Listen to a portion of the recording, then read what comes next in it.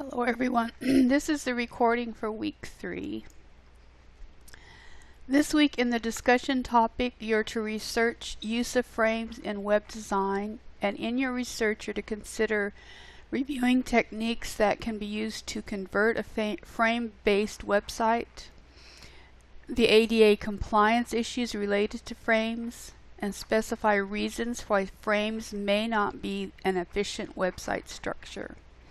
It's due Wednesday at 11:59 p.m. At least one APA reference required. 3 replies to others by Sunday at 11:59. In week 1, I did not count discussions late on Wednesday because it was a short week and some people were added late or didn't get their book. But starting with the grading for week 2, which I'm trying to do, I will be counting off for initial posts that are in after Wednesday. The week 3 assignment, you're going to create a image map. An image map is an image that has clickable areas that link to other web pages. And we're going to use this picture, Web Valley Senior Citizens. To create your image map, you need to determine the X and Y coordinates. So you're going to open that image in Paint, which I have done here. Excuse me. Then you're going to find your coordinates. Now, to me, it's easiest to use the pencil. And if you point to the corner, then down here at the bottom, you'll see the coordinates. So say I'm at 18 and 102. That would be the coordinate, the first coordinate for a rectangle. Then you will come over here to the corner, 127 to 10. Now it's kind of an approximate because I might be poking here at 18 and you might have 17. I'm not going to be that picky. As long as you have set your coordinates so you have a clickable area, that's all I care about. Now for a polygonal figure, you need to point to each point. So each one is going to have a coordinate.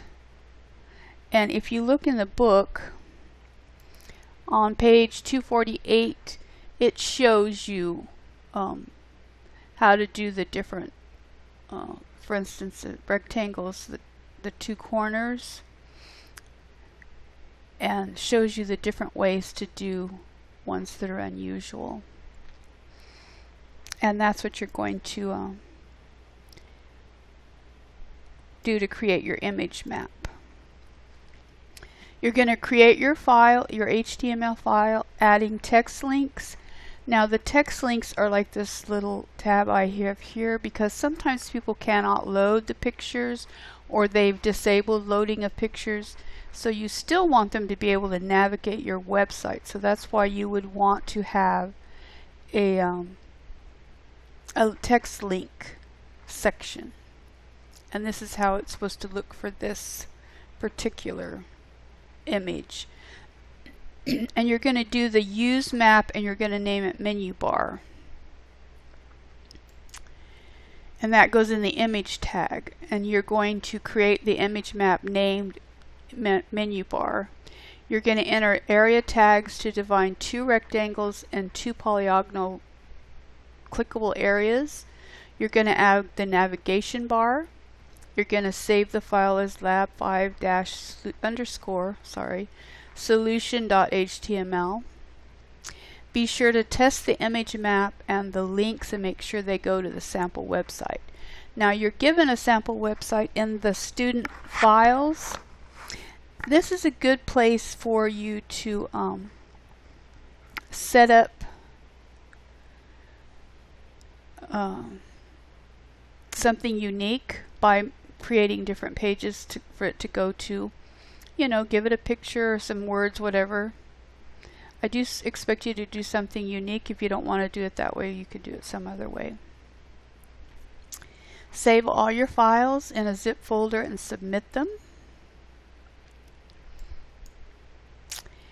And then I got the information for the image map out of the book. And that's all I have. I'm still working on the highlights. I Would like to know if anyone can see my highlights. For some reason, it seems like you aren't being able to see the books that I have on my bookshelf, so I'm trying to figure out what the problem is there. And I will complete the midterm highlights as soon as I figure out why nobody can see them. If it gets to the point where no one can see them, then I will provide a study sheet of some sort for the midterm. And that's all I have for tonight.